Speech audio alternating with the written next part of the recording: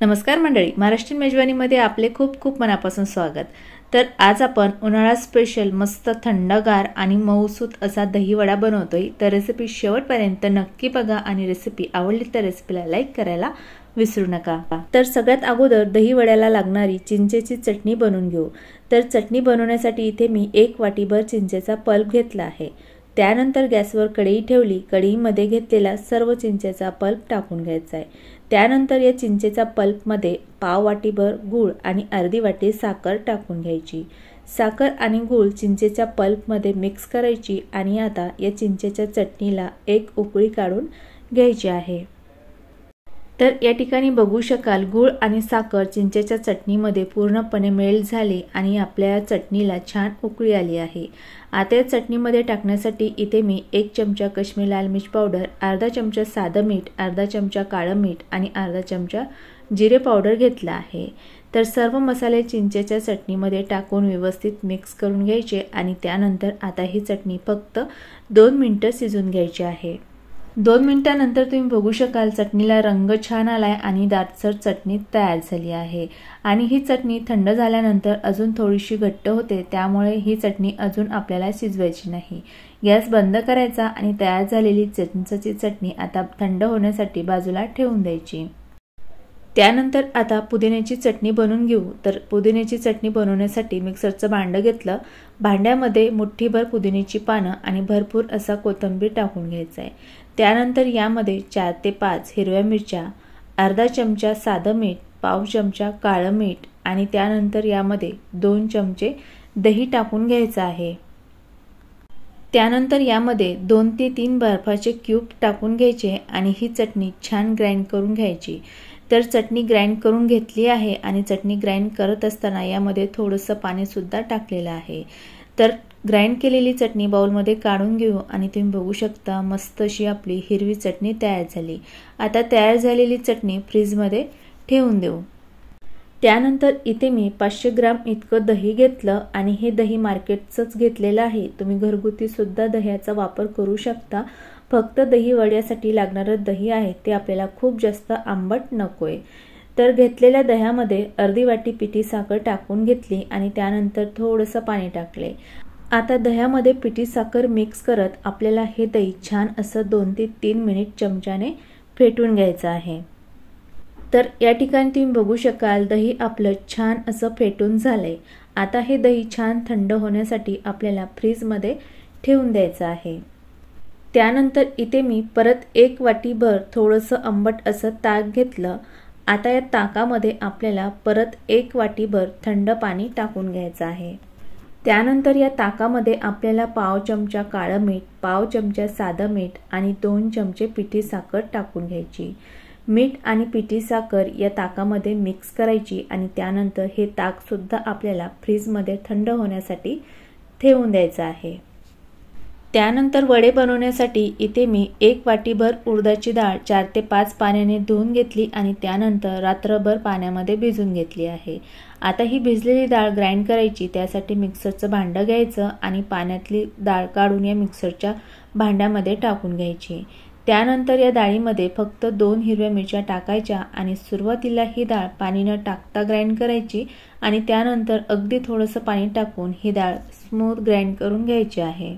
तर या ठिकाणी तुम्ही बघू शकता एकदम स्मूथ अशी ही डाळ मी ग्राइंड करून घेतली आहे। आता ग्राइंड केलेली डाळ आपल्याला एका मोठ्या बाउलमध्ये काढून घ्यायची आहे।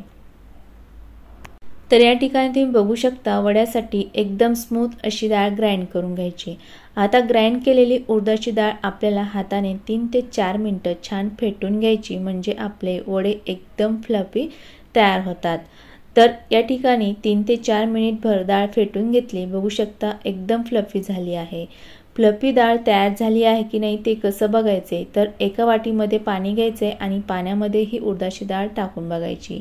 जर उडदाची डाळ पाण्यावरती तरंगली तर समजून जायचे की ही डाळ एकदम फ्लफी अशी फेटून झाली आहे। तर या ठिकाणी आपली ही डाळ एकदम छान फेटून झाली। आता या डाळीमध्ये आपल्याला अर्धा चमचा मीठ टाकायचे आणि मीठ या डाळीमध्ये मिक्स करून घ्यायचं आहे आणि त्यानंतर ही ग्राइंड केलेली उडदाची डाळ थोड्या वेळासाठी आपण बाजूला ठेवून देऊ।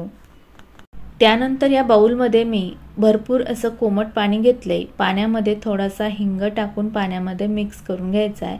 तर आता हे हिंगाचं पाणी थोड्या वेळासाठी आपल्याला बाजूला ठेवून द्यायचं आहे. आणि वडे तळण्यासाठी कढईमध्ये तेल छान गरम करून घेतले. आता फेटलेली डाळ हातामध्ये घ्यायची आणि 5 बोटांनी तेलामध्ये असा वडा तेलामध्ये सोडायचा आहे. तर वड्याचा आकार तुम्ही तुमच्या आवडीप्रमाणे लहान मोठा ठेवू शकता. इथे मी वड्यांचा आकार मीडियम ठेवत आहे. तर या ठिकाणी तेलामध्ये जेवढे बसतील तेवढे वडे मी आता टाकून घेतले. आता आपल्याला गॅसची फ्लेम मीडियम ठेवायची आणि अगदीच थोड्या वेळामध्ये तुम्ही बघू शकता तेलामध्ये वडे छान फुललेले आहे. तर आता आपल्याला मीडियम आचेवर हे वडे सतत असे झाऱ्याने हलवत हलके ब्राऊन रंगाचे होईपर्यंत तळून घ्यायचे आहे. तर या ठिकाणी बघू शकाल वड्यांना आता छान ब्राऊन रंग आला आहे. असा ब्राऊन रंग आला की समजून जायचे की हे वडे आतमधून सुद्धा छान तळलेले आहे. वडे तळून झाले की लगेच आपण जे कोमट हिंगाचं पाणी तयार करून ठेवलं होतं त्या पाण्यामध्ये टाकायचे आणि या पाण्यामध्ये आता आपल्याला हे वडे 2 ते 3 मिनिटांसाठी असे ठेवायचे आहे. 3 मिनिटांनंतर तुम्ही बघू शकाल पाण्यामध्ये हे वडे छान फुगलेले आहेत. तर आता हे वडे आपल्याला पाण्यामधून बाहेर काढायचे. तर हातामध्ये वडा घ्यायचा आहे आणि हलकंसं प्रेस करून या वड्यामधील पाणी आपल्याला काढून टाकायचं आहे. खूप जास्त दाब द्यायचा नाही वड्यावर, नाहीतर वड्याची साईज बिघडू शकते. हलकासा दाब देऊन वड्यामधील पाणी काढून घ्यायचं आहे. तर या ठिकाणी सेम पद्धतीने वडे मी तळून घेतले आणि त्यानंतर हिंगाच्या पाण्यामधून काढून घेतलेले आहे. आणि त्यानंतर मगाशी आपण जे ताक बनवून फ्रीजमध्ये ठेवलं होतं ते ताक मी आता फ्रीजच्या बाहेर काढले.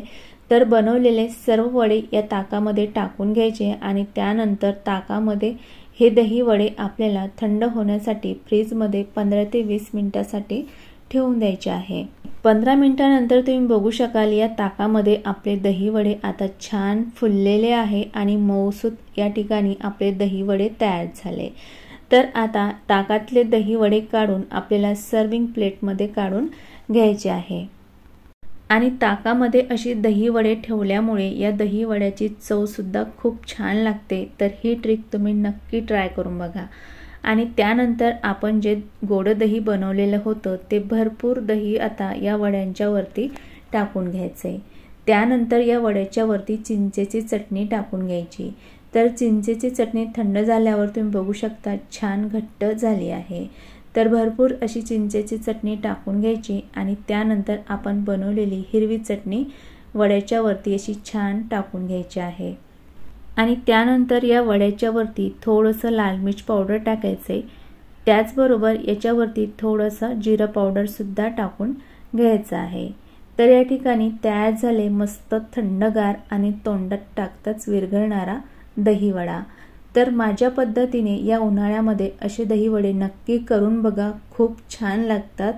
तर तुम्हाला माझी ही दही वड्याची रेसिपी कशी वाटली कमेंटमध्ये नक्की सांगा.